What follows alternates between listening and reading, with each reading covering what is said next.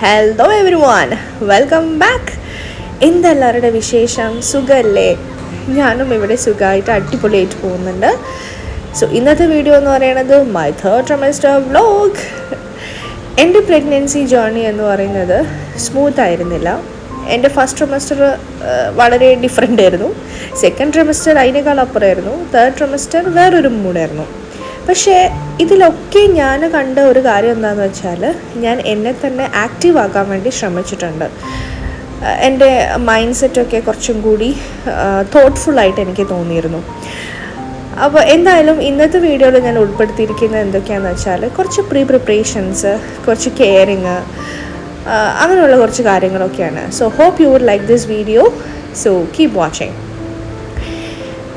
ഇതൊരു 35th വീക്കിൻ്റെ scanning ടൈമായിരുന്നു. അതുപോലെ തന്നെ ഈ ഷുഗർ ടെസ്റ്റും ഞാൻ ചെയ്തിരുന്നു. എൻ്റെ ഒരു മിനി വ്ളോഗിൽ ഞാൻ ഇട്ടിട്ടുണ്ട്. അപ്പോൾ അത് കാണാത്തവർ ഒന്ന് പോയി കാണാം. അതിൽ എനിക്ക് ഡയബറ്റീസ് ഒന്നും ഉണ്ടായിരുന്നില്ല. ഷുഗർ ടെസ്റ്റൊക്കെ നോർമലായിരുന്നു. അതേപോലെ സ്കാനിങ്ങിൽ കുറച്ച് വെയിറ്റ് ഗെയിനിനെ പറ്റി പറഞ്ഞു. അതേപോലെ ഈ ടെസ്റ്റ് എടുത്തപ്പോൾ എനിക്ക് ഹീമോഗ്ലോബിൻ്റെ ലെവലും കൂടി ഒന്ന് നോക്കിയിരുന്നു. അപ്പോൾ HB കൗണ്ട് ഭയങ്കര കുറവായിരുന്നു. 8 ആയിരുന്നു റേഞ്ച് ഉണ്ടായിരുന്നത്. 12 ആണ് വേണ്ടത്.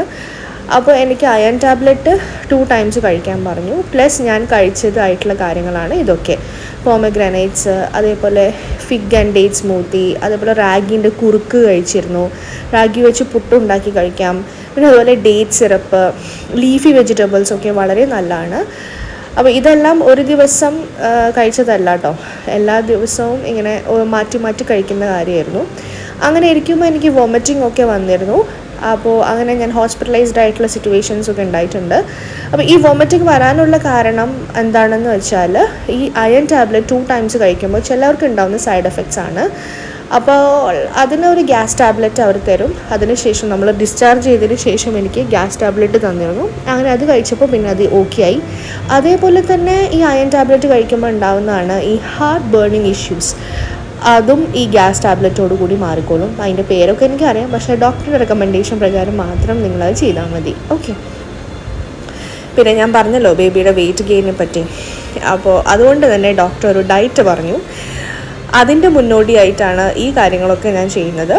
4 ഇഡ്ഡലി കഴിക്കുന്നിടത്ത് 2 ഇഡ്ഡലി, 2 ചപ്പാത്തി, അതേപോലെ തന്നെ കുറേ സാലഡ്, അതേപോലെ കാർബോഹൈഡ്രേറ്റ്, സ്റ്റാർച്ച് കണ്ടൻറ്റ്, ഷുഗർ കണ്ടൻറ്റുള്ള ഫുഡുകളൊക്കെ ഒന്ന് കുറയ്ക്കാൻ പറഞ്ഞു. അപ്പോൾ അത് കണ്ടിട്ട് ചോറ് വളരെ കുറച്ച് ക്വാണ്ടിറ്റി എടുത്തിട്ട് ബാക്കിയെല്ലാം നമ്മൾ എന്താ പറയുക, ഉപ്പേരി അങ്ങനെയൊക്കെ ആയിട്ട്. ഫ്രൂട്ട്സിലാകെ കഴിക്കാൻ പറഞ്ഞത് ഈ പേരക്ക മാത്രമായിരുന്നു. പിന്നെ 2 നേരം പാല്. ഇതിനൊന്നും പേടിക്കേണ്ട ആവശ്യമൊന്നുമില്ല. ഡോക്ടർ എന്താണോ പറയുന്നത് ഒന്ന് പോസിറ്റീവായിട്ട് എടുത്ത് ഫോളോ ചെയ്താൽ മതി. ഇനി നമുക്ക് കുറച്ച് സൂര്യനുമായിട്ട് ഒന്ന് സംസാരിക്കാം. ഒരു 10 മിനിറ്റ് നേരത്തേക്ക് മാത്രം മതി.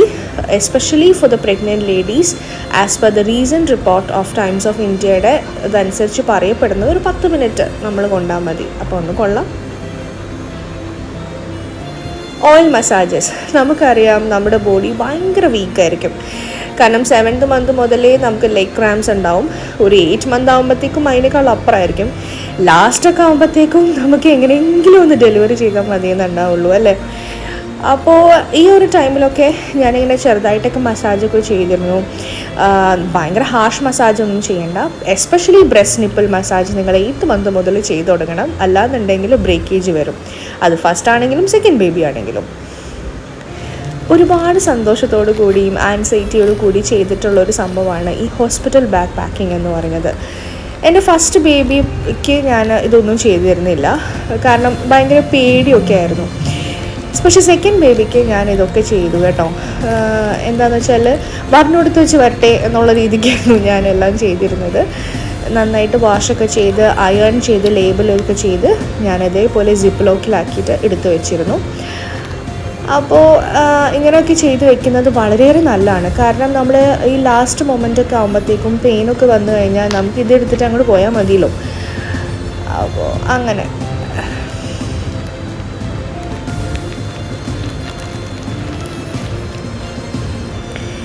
എന്നെ ഏറ്റവും കൂടുതൽ ഹെൽപ്പ് ചെയ്തിട്ടുള്ളൊരു കാര്യമാണ് ഈ കുറച്ച് എക്സസൈസസ് എന്ന് പറയുന്നത്. വാക്കിംഗ് എക്സസൈസ് ഞാൻ നന്നായിട്ട് ചെയ്തിരുന്നു. അതെൻ്റെ വ്ലോഗാണെന്ന് അവർക്ക് അറിയാൻ പറ്റും. 2 times ഞാൻ ചെയ്തിരുന്നു. ഒരു 20 minutes മാത്രം ചെയ്താൽ മതി.